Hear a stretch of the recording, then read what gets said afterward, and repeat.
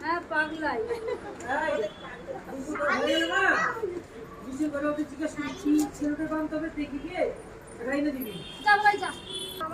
আমার দেওয়ারের বিয়ে আমি এগুলো ডিসপ্লেস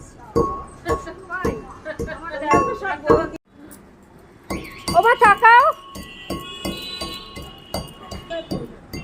বাড়িতে থাকি সোনার জিনিস করবে এখনকার বউরা সোনার জিনিস পছন্দ করে না। ভালো মতো বাটো হচ্ছে না মাছ